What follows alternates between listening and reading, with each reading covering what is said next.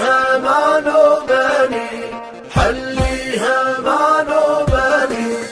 زي ما بدك. هلا وصفتنا طبعا راح تكون عن حلقات الجوز التركيه، راح يعني اشتغلها خطوه خطوه بالتفصيل، وراح اشرح عنها ان شاء الله شرح وافي، لانها هي اللي بشوفها برا بفكرها صعبه، بس على الطريقه اللي راح اشتغل فيها الكل راح يتشجع وراح يسويها في البيت باسهل الطرق، وراح اعطيهم البدائل. طبعا راح نستخدم عجين سويت طبعا.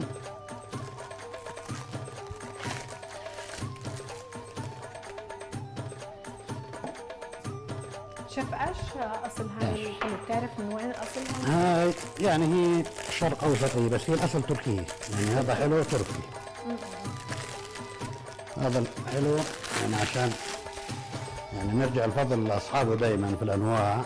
للامانه هذا الاطراف هم اللي عملوا هذا الشكل. راح افرد العجين. ركزوا معي بالخطوات سهله. اول خطوه راح ادهن اول الورقه سمنه، وراح ادهن اخرها، في النص ما راح ادهن.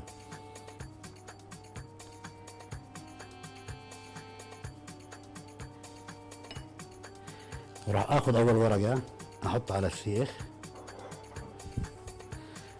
وراح اضيف الجوز خط كامل،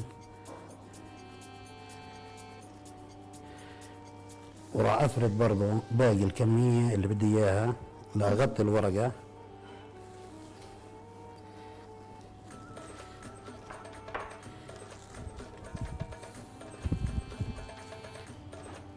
بعد هيك راح ارجع السيخ لورا وامشي. هاي طلع انا بديش اطلع على راح امشي زي ما الورقه على طول لانها مستطيله. برضه راح اعمل كمان ورقه وندهن الاخر. وندهن الاخر. يا عيني عليك. ها عشان ما تقول بتعرفش. هي صارت تعرف. لا اضحكوا. ايوه. شيف طب لنفرض انه يعني في ناس ما بيحبوا الجوز، ممكن يحشوها بشيء ثاني؟ طبعا كل انواع المكسرات ما بتفرق. ما بتفرق. تمام.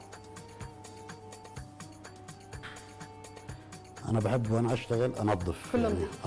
هيك بحب. راح ارجع لبسها الورقه الثانيه بعد ما دهنت سمنه، وهون راح اضغط قد ما اقدر بضغط. اللي بخليني اضغط هسه الان بثقه الامانه اللي هو نوعيه العجين اللي هي من سويتس. وراح اضغط برضه برا الجدول، يعني برا العجين على السيخ.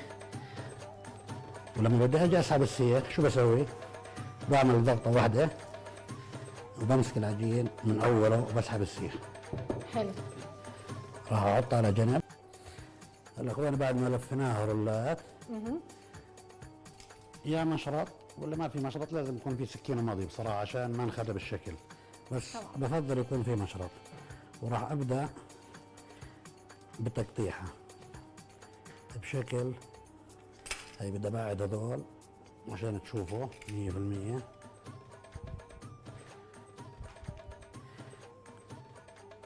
وبكون حذر جدا في التقطيع لانه هذا المشرط بكون مسلته يعني بصراحه مؤذيه. راح ابدا انقل فيها على الصينيه وارتبهم. تمام. هيك حشوتنا صارت في النص.